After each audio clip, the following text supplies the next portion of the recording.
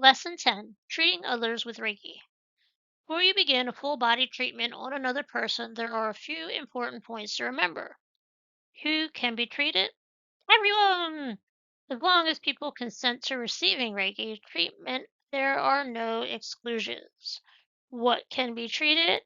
Everything! The National Occupation Standards state there are no known contradictions when Reiki is used on its own, hands on, hands off. Any treatment can be given with the hands touching the body or kept a few centimeters away, about the length of a dollar bill. Both treatments are equally beneficial. And the line about consent, in Reiki 2, we'll get into the ethics more of Reiki because you'll do distance Reiki and treating other people. Right now, you'll be physically asking people in person um, to treat them, so you'll have to get their consent to work on them. But once we get into different kinds, we'll talk about the ethics, especially when you start charging for it. And I also usually will ask before I start on a person, do you want hands on? Do you want hands off? Like I said, it's about the length of a dollar bill is how it was explained to me that you can keep your hands high enough off a person before you have to use distance Reiki, which is less Reiki too. Few points to remember. Again, I'll state it. I think I've said it several times. Never diagnose. Don't expect specific result. Never try to give a treatment to a person who is unwilling. Never judge. Always follow your intuition. There are no cautions or contradictions when it comes to Reiki.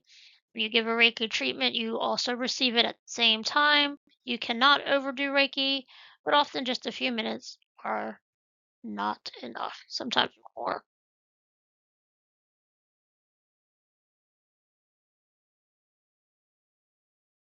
And never tell anybody that you're going to cure them as soon as you touch them. A lot of I purchased the slides and I purchased the books and I put them all in. I didn't like them. I'm going through. I've redone them all for this current course so that they're more aligned to how I've been practicing since I started and how my students have been practicing, after talking to them. So I don't promise anything. I don't promise any results. And a lot of the book, I try to go through and take them all out. It'll say can, like definitely, and I like to change it to may. It may help. You may find that this this ailment is caused by something you didn't even realize it was caused by, and it'll help that and fix the other thing. So it's just interesting how it plays out. Keep in mind that you have just trained in Reiki 1. Guidelines here are for treating friends, family, and pets. To give professional treatment, when you can start charging for your treatments, you will require more experience, which is usually after you do Reiki 2. And you may need to take out a professional indemnity insurance. That is, if you decide to open a practice, you will have to take out insurance of some type, especially if you have somebody coming into your property. You may want to adjust your homeowners. According to whatever town that you live in, you may have to pay a fee for having a business in your house, depending on how much space. I looked into it when I was going to be a virtual assistant. It's however many square footage you use for your businesses. It changes the amount that you have to pay the town that you live in to have a business at home. That's why right now I do everything distance. I don't have the space to set it up. I'm trying to rearrange my house to make the space to set it up. I want to redo my whole living room into like a Reiki room, but it'll be a while before I get there. So right now I do everything online. And most importantly, it is not us who do something when we give Reiki treatment. We call ourselves healers, but we are really conduits. We simply are being used as a conduit. Reiki is doing the work. You will feel much more relaxed when giving a treatment because it's going through you. So you're getting a treatment as you're going in and treating the other person. Oh, we are a channel, a conduit. In shamanism, it is called the hollow bone. Reiki does all the work. The best description I have is Reiki is the energy coming from the power plant. You are the plug from the wall and going into a phone and charging the phone. So you are the charging the patient client and they are receiving the energy through you. Always explain to a person who is visiting you for the first time for a Reiki treatment exactly what you're going to do and the type of reactions one might occur. Stress that any one of the reactions are normal. You may experience one, two, all of them, or none of them. It makes no difference. Reiki will go wherever it is needed. I also like to tell them where I'm going to put my hands. One of the positions is over their eyes. People may have issues with having hands over their eyes. So you may have to have it come off the body. Hands on throat is another one that they may not like. So you may have to hover above. You definitely want to hover above chest area and the groin area. Instead of doing that, I usually put my hands on either hip, like both hips, to do the root chakra. So just some things you want to go over them where your hands are going to touch if they have issues being touched in those areas. Some of the reactions that may occur, they may have a sensation of heat where your hands are. Now that you're tuned, you've probably felt the heat when you did your own Reiki treatments on yourself, so you know what that feels like. They may have a sensation of cold. From when I first started, nobody could tell me why sometimes it was cold or hot, but it appears from what I've read, just depends on how much energy they're pulling into that area. If I hear anything different, I will update all my courses because it's been something I have been curious about, could not find an answer to. They may see colors, swirls of colors. I know when I did one of my attunements, I think it was my second attunement, I was able to, my eyes were closed, but I could follow the teacher as she went around the room because I could see the colors like yellow and golds and reds following around behind her as she walked around the room. It was really cool. Or they may have past life flashes, involuntary movements. They may twitch like bacon on a pan. You'd see them just twitch, twitch, twitch, twitch, twitch. They may fall asleep. They may get itchy. They may have an emotional. Their stomach may rumble. They may burp. They may fart. They may cough. Memory flashes. They may get pins and needles. They may feel your hands moving, across their body. All kinds of different things, and they are all normal. I had someone I was working on, she had anxiety, and I felt it in her chest, and she started coughing. Um, so that was something I was doing shamanic work, and somebody started crying. And another thing is, your first instinct is going to be, oh, let me stop, so you can get it together. Don't do that. They need to get whatever that stuck energy is out, and that's how that energy is choosing to move. So if they start coughing or if they start crying, encourage it. Tell them that you need to get all of that out because that is whatever energy is stuck moving. If they burp, I did a meditation where I lit up where my stuck energy was. I may have talked about it in another slide. I was angry. It was all in my solar plexus. I pulled it out like a drain in a plug, in a tub, like on a chain, and then I burped. I burped for like 2 weeks. So they have to get that stuck energy out. And depending on how long it's been stuck, after that session, it may be weeks before it stops, but it is something that has to get moving. Like I said, it's like a plug and a drain.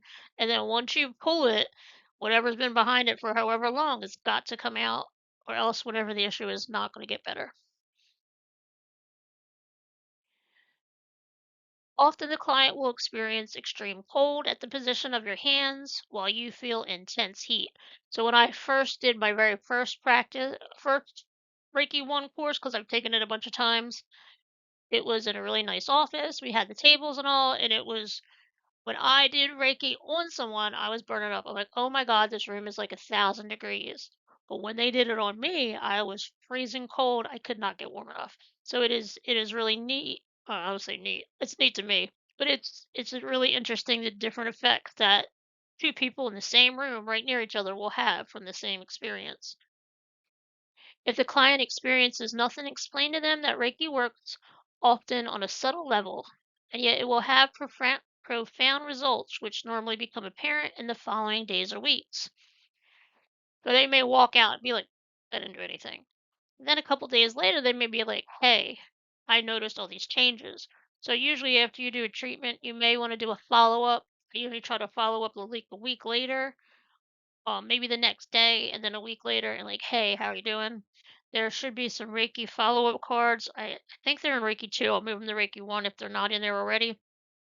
Tell them to drink a lot of water because they have to flush all that energy out and everything that you moved out. Um, Rest, maybe Epsom salt bath to try to get that energy moving.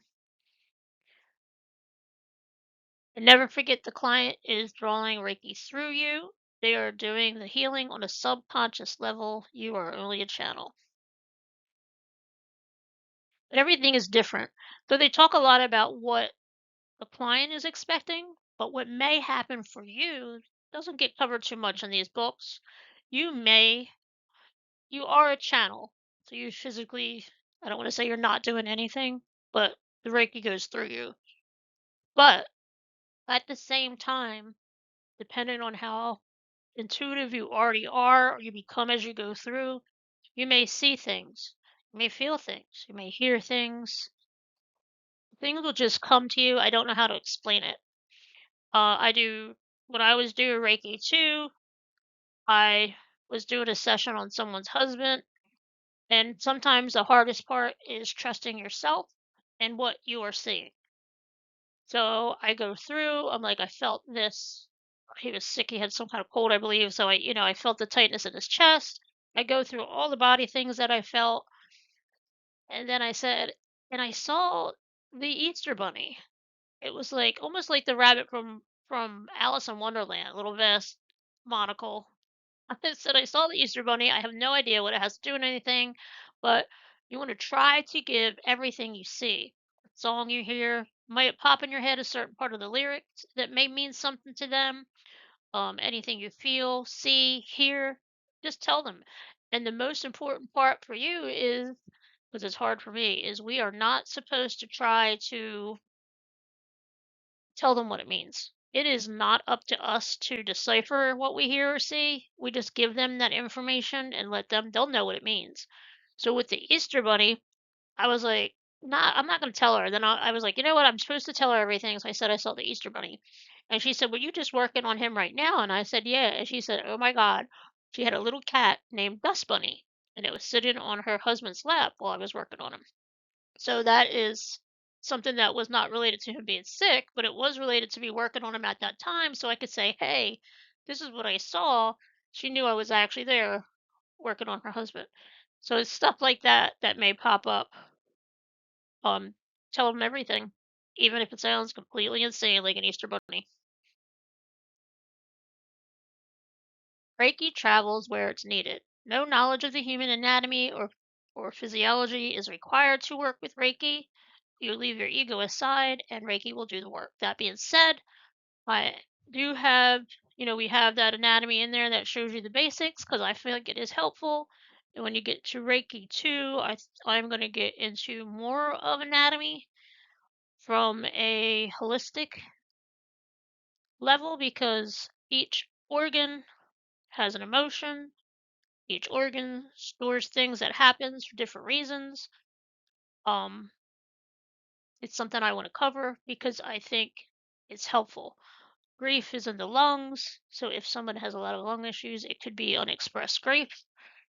Anger is in the liver, so if they're having liver issues, it could be some anger that's even eating at them that they have to get out. I think it's important to know that these, like I said, we're not diagnosing, but we can have an understanding of what may be going on from a psychological or emotional level that could be causing these physiological issues. So it is something I'm going to cover more in Reiki 2. I didn't want to get overwhelming in Reiki 1 because it's a lot to learn and it's a lot to experience. And I really want you just to work on yourselves, not taken away from people working on family and friends, but I really want you to work on yourselves, clear all that out for yourself. And then in Reiki 2, we'll finish working on you, but we'll focus more on other people as well. You want to forget the symptoms and treat the whole person. You want to listen to your client's body through your hands. Sense the different types of energy. If the energy is strong, keep your hands in that position until you sense a shift in the energy level. Use your intuition. Look for nonverbal communication from your client's body. the bacon twitching, deep sighs, hand or leg twitching movements. Their finger may twitch. These are good indicators that something positive is taking place and that energy is moving. The normal time required for a full body treatment is between 60 to 90 minutes. So if there's music I have in there that you can download, it is, I want to say it's about 3 minutes long, and then you'll hear a chime. So the chime is so that when you're doing your hand positions, you'll know when to move so you can get the whole session in. As these are all training wheels. Eventually, as you are better at it and you experience more and you work at it more and your intuition grows, you'll be able to just go through and you'll know where to go and how long to stay. And it won't be as, I'm going to say, orchestrated or rigid. But right now, it is good to learn the basics and the foundations. And then as you get bigger, or not bigger, but stronger and more knowledgeable, you can just make it your own. There's no Reiki police that's going to come in and say, "Oh my God, you didn't do it this long, or you didn't do it this way, or you didn't follow the hand positions."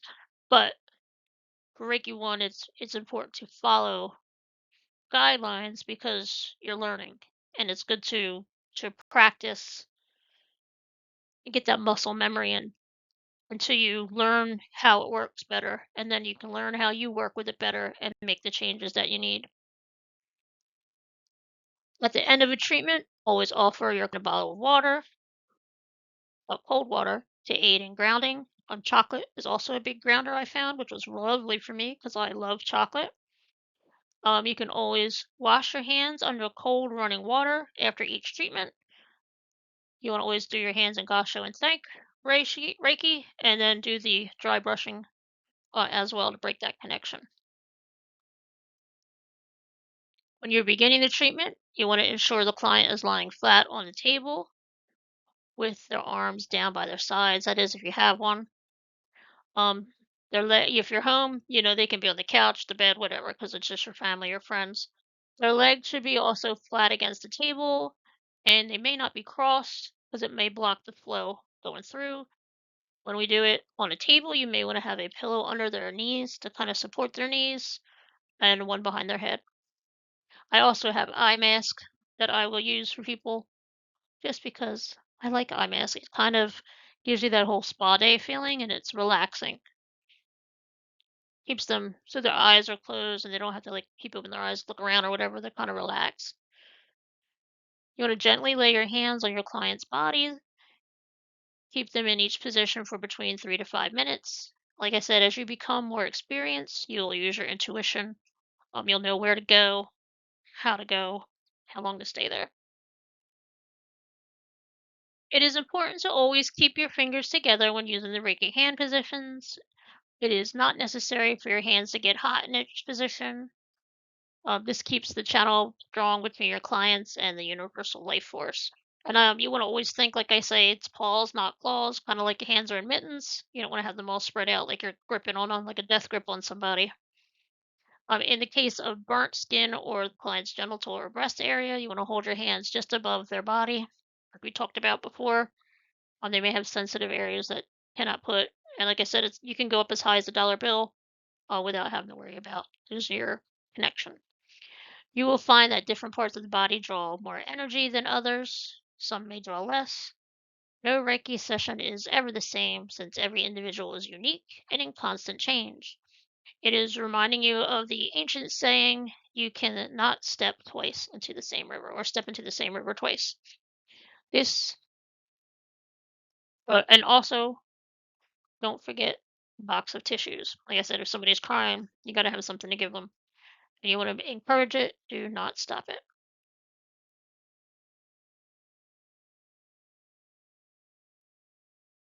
Right? And now we'll get on to the hand positions.